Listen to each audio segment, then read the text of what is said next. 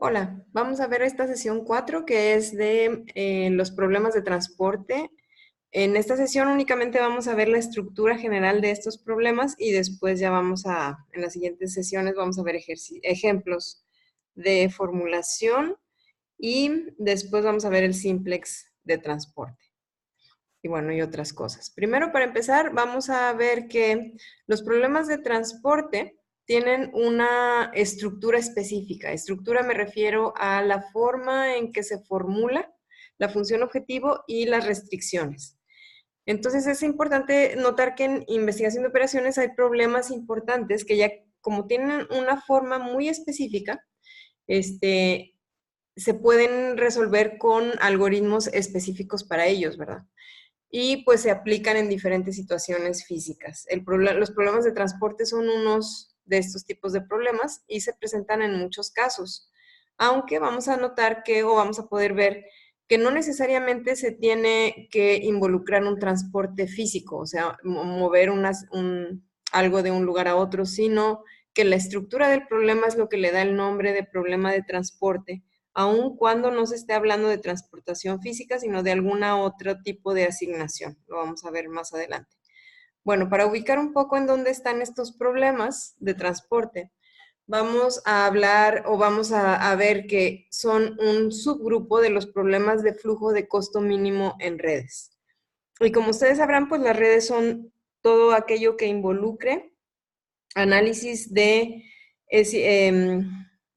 puntos específicos que se llaman nodos y que están ligados de alguna forma o que tienen alguna conexión entre ellos, y estos se llaman links. Entonces, una red o grafo en matemáticas se define como un conjunto de nodos y links que los están interconectando. Entonces, esos problemas de flujo de costo mínimo en redes son aquellos en los que se especifica un nodo origen y un nodo o nodos destinos, igual pueden ser varios de origen, y se quiere saber cuál debe ser la ruta o rutas que se deben seguir para tener el costo mínimo de una comodidad que está fluyendo a través de esa red, desde los nodos orígenes hasta los nodos destinos.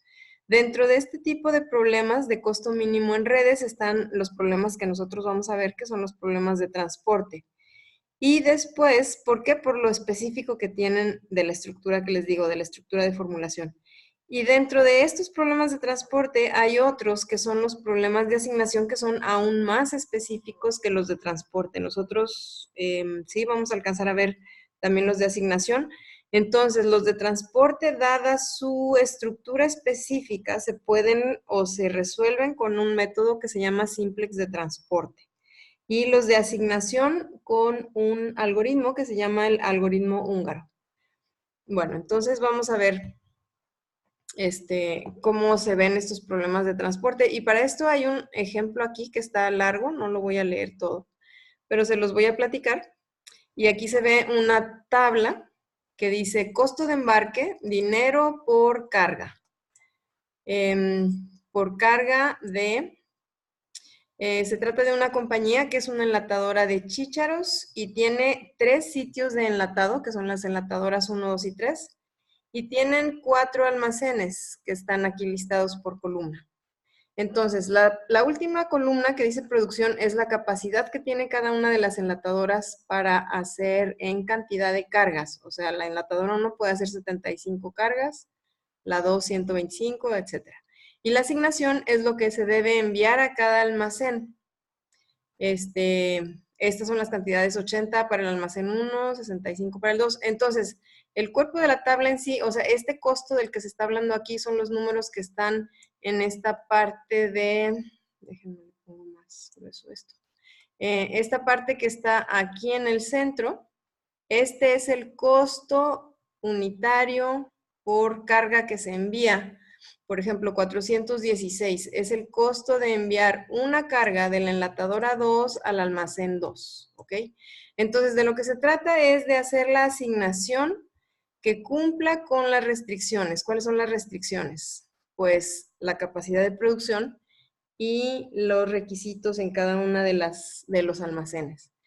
¿Cómo se formula o cómo se podría formular este problema? Si quisiéramos hacerlo, pues empezamos como siempre empezamos, ¿verdad? Bueno, aquí de hecho sabemos que son costos. Entonces, como se quiere hacer la mejor asignación, sabemos que la función objetivo va a ser minimizar. Minimizar los costos ¿de qué? De envío de cada enlatadora a cada almacén. Entonces podemos definir una variable que sea X y J, que nos esté indicando el número de cargas de camión enviadas de la enlatadora I al almacén J.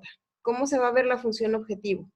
Pues vamos a decir, si esto me está costando 464 mandar una carga de la enlatadora 1 a la 1, entonces, si voy a mandar 5 o 6 o los que sea, este es el coeficiente de la variable que me va a estar marcando el número de cargas. Entonces, la función objetivo es minimizar el costo del envío de tal manera que se cumplan exactamente. Este exactamente es muy significativo en estos problemas. Quiere decir que nuestras restricciones no van a estar del tipo menor o igual o mayor o igual, sino en igualdad. ¿Igual que? Entonces empezamos poniendo la función objetivo. Bueno, no, más bien aquí estamos viendo una red. ¿Qué es esto? Esta es la red que es una instancia de un problema de costo de flujo mínimo, en donde los nodos de este lado de la izquierda son las enlatadoras, o sea, se llaman nodos origen, porque de aquí se está enviando a los almacenes, que son los que están en azul de este lado. Y estos están recibiendo. Las flechas están indicando la dirección del flujo en la red. Y los números que están sobre los links, estos pues son los costos, ¿verdad? Este es un costo unitario. Ahora, en términos de notación de gráficas, los números en positivo son los nodos que reciben. Y los números en negativo son los nodos que envían. Entonces, lo que estamos escribiendo aquí en esta última columna, en realidad es el último renglón, es los requerimientos que tienen cada uno de estos nodos de cargas, y los números que están aquí en negativo, están en negativo simplemente por notación, que de hecho les cuento que nosotros no vamos a usar la notación de gráfica, sino que vamos a usar la notación de tabla. O sea, nosotros cuando estemos formulando problemas vamos a usar estas tablas de aquí arriba, esta tabla. Se llama de formulación de problema de transporte. No vamos a usar las gráficas porque las gráficas siempre son iguales. O sea, vamos a tener, esta es la característica de los problemas de transporte. Tenemos dos niveles en la gráfica. Cada nivel se refiere al número de filas, digamos, que tenemos de nodos.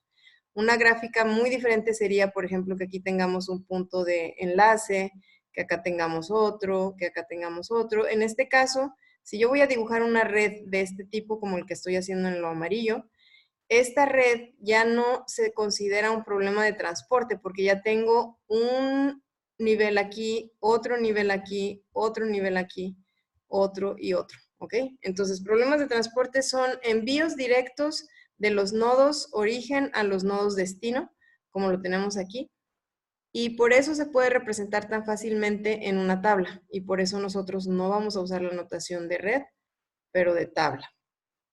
Bueno, entonces estábamos en la formulación del problema.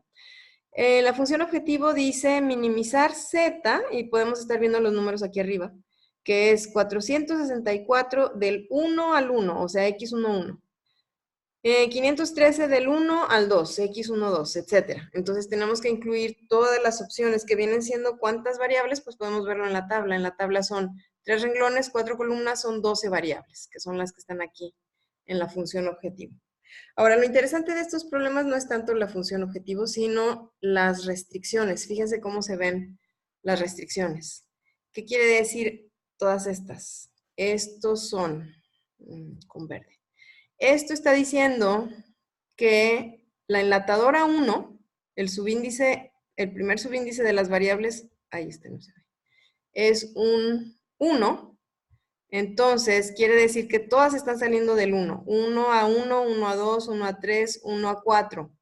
Todo lo que está enviando la enlatadora 1 tiene que ser igual, y aquí es en donde no estamos considerando ni menor ni igual, ni mayor o igual, sino un igual. Y ahorita después vamos a ver por qué.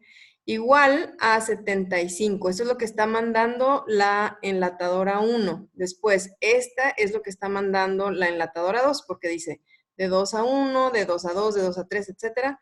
Y estos de aquí abajo, estas 3 son 3, pues porque son 3 enlatadoras. Los otros van a ser 4 porque cada uno de estos se está refiriendo a los almacenes. Noten que aquí estamos acomodando las variables x1, x2, x3, x4, 21, 22, 23, 24, 31, 3. Entonces, por eso esta restricción se ve así como que con huecos, ¿verdad? Porque lo que estoy haciendo es simplemente ponerlas en el lugar donde les corresponde por columna. O sea, x11 va aquí, x21 va abajo de x21, van juntos, etcétera. Entonces, ¿qué pasa con este de aquí abajo? El que está cambiando en el inicio, en las de aquí arriba el que cambia es el segundo subíndice, en las de abajo el que cambia es el primero, porque todas están llegando a al mismo almacén. ¿Qué quiere decir esto? Pues que le estoy mandando de 1 al 1, del 2 al 1, del 3 al 1, y el 1 tiene que recibir 80. Entonces ahí está. ¿Por qué los escribo así? Porque precisamente esta es de la estructura de la que les estaba hablando. Noten que dos cosas. Primero, todos los coeficientes de las variables en las restricciones son 1 o 0. O sea, 0 donde no hay. Pero las que sí hay no tienen ningún otro coeficiente que no sea 1. Otra cosa interesante es el acomodo de las variables. Si vemos la matriz A recuerden que es la matriz de coeficientes de las restricciones. Esto ustedes lo saben, de simplex matricial, ¿verdad? Esa es A, la matriz A. La matriz A de las sistema de ecuaciones que tenemos atrás en la slide anterior es esta estructura. Esto es lo que es la estructura del problema de transporte. Una fila de unos, después escalonado, otra fila de unos, escalonado, otra fila de unos. Y después tenemos diagonales que están cubriendo exactamente el primer grupo, el segundo y el tercero. Entonces, ¿a qué voy con esto? Esto quiere decir que cualquier problema que yo formule que tenga restricciones de este tipo quiere decir coeficientes 1 o 0 exclusivamente, y esta estructura de escalón arriba y diagonales abajo, o bueno, puede ser al revés, ¿verdad? Diagonales arriba, escalones, ustedes entienden, puede estar en cualquier orden, pero que se tenga esa estructura es un problema de transporte, independientemente de si se está transportando algo o no. ¿Y para qué nos va a servir esa estructura? Para poder aplicar el método simplex de transporte. Pero bueno, vamos a ver de la vida real un poco viejo, pero lo pongo porque yo trabajé en Procter & Gamble, no en ese año, pero me gustó esto porque dice que en 1997 Procter & Gamble realizó un concurso de proyectos de investigación de operaciones para disminuir sus costos. El estudio ganador obtuvo una reducción de casi 20% del número de plantas en Estados Unidos, que ahorró $200 millones anuales y consistió en la formulación de un problema de transporte justo, que estamos viendo, para cientos de proveedores, más de 50 categorías de productos, más de 60 plantas y 15 centros de distribución y más de 1000 zonas de clientes. Entonces, imagínense la dimensión del problema. Independientemente de la dimensión, podemos saber cuál era la estructura del problema, porque era un problema de transporte, igual a los que vamos a ver nosotros.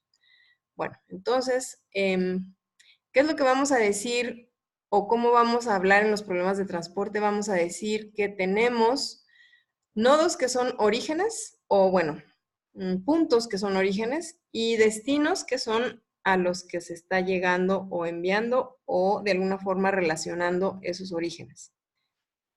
Y vamos a decir que cada origen tiene una capacidad de cumplir un cierto suministro y cada destino tiene una cierta demanda que cumplir. Entonces estamos hablando de suministros y demandas. Ahora, ¿por qué estamos poniendo? Bueno, aquí vienen los supuestos. El problema de transporte se va a basar en los siguientes supuestos sobre estos suministros y demandas. Primer supuesto, SI va a ser la cantidad de unidades que suministra el origen I. Y vamos a tener M orígenes. Y después vamos a tener un DJ, que es la demanda de cada destino, y vamos a tener n destinos. Para los problemas de asignación, esos son más específicos porque esos sí tienen que ser cuadrados. Esos, el mismo número de orígenes tiene que ser el mismo número de destinos, pero aquí no. Aquí pueden o no ser de la misma dimensión los orígenes y destinos. Ahora, la tercera es la que es interesante. Dice, un problema de transporte solo va a tener soluciones factibles si la cantidad que se suple es exactamente igual, no mayor o igual ni menor o igual, sino exactamente igual a la cantidad que se demanda. Entonces, en nuestro ejemplo no fue casualidad, no sé si sumaron los números, pero no es casualidad que estos números de suministro, estos números de suministro están sumando exactamente lo que están sumando estos números de demanda. ¿Que cuánto están sumando? Pues 300. Pero eso es condición número 1 para poder empezar a formular y resolver un problema de transporte, es checar que esta condición se cumple. ¿Qué pasa cuando no se va a cumplir? Entonces, en ese caso vamos a hablar de, aquí no lo estoy poniendo, no, sí, aquí abajo. Sin embargo, se puede formular el problema con destinos u orígenes ficticios. ¿Qué quiere decir esto? Que cuando no se cumpla, por ejemplo, si yo tengo más suministro que demanda, entonces voy a tener que estar asumiendo que hay una demanda ficticia, un destino ficticio al que se le está yendo todo ese suministro extra que tengo. Y al revés también, si tengo más demanda que suministro, ¿qué va a querer decir en términos prácticos? Pues que no tengo suficiente para dar, que voy a tener pérdidas o no son vacunas, son pérdidas de ventas. Entonces ahí voy a tener que considerar un origen ficticio. ¿Okay? Esto lo vamos a ver con mucho detalle en la siguiente clase, pero por ahora hay que tener bien claro que las restricciones de este problema no se escriben en desigualdad, se escriben en igualdad, siempre. Bueno, el costo unitario, sabemos cuál va a ser. Generalmente los problemas de transporte son de una función objetivo minimizar, porque generalmente se habla de costos. Pero también podría ser algún beneficio que haya de mandar cosas de aquí para allá.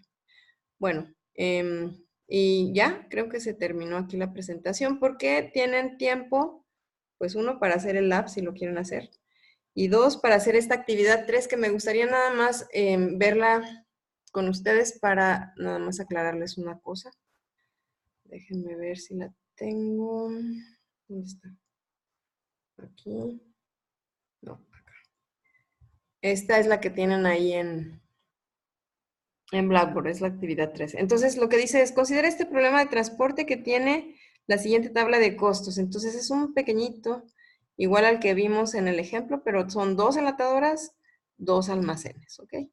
Entonces, van a formular este problema como un problema lineal, con las variables igual que vienen aquí en la que vimos en la presentación. X11 es cantidad de cargas que se mandan de la enlatadora 1 al almacén 1. Y luego aquí viene la parte interesante. Van a resolver ese problema que van a formular. Recuerden de poner las restricciones en igualdad. Y lo van a resolver por el método de las 2 fases, pero atentos, hasta el fin de la fase 1 únicamente. ¿Ok? No quiero que vayan a hacer la fase 2. Quiero que vayan a hacer la fase 1.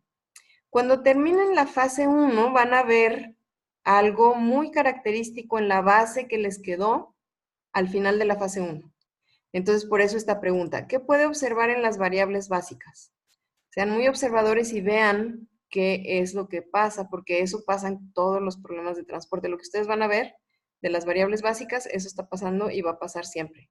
Ahora, la siguiente pregunta es, dado eso que están viendo en la base, o sea, ¿qué variables están? Van a decirme qué significa esto que está pasando, o sea, las soluciones a que están viendo, qué significa, pero qué significa en el sistema de ecuaciones originales. O sea, se van a regresar, el sistema de ecuaciones originales me refiero al sistema de restricciones del problema que formularon. Entonces se regresan a esos y me dicen, lo que están viendo que está pasando al final de la fase 1, ¿qué significa eso que ven ahí en las ecuaciones originales? ¿Ok? Piénsenlo en términos de factibilidad o no factibilidad y pues responden esas 2 preguntas y el demás tiempo que tengan pues pueden hacer su programa o su lab. Si tienen dudas pues me escriben correo.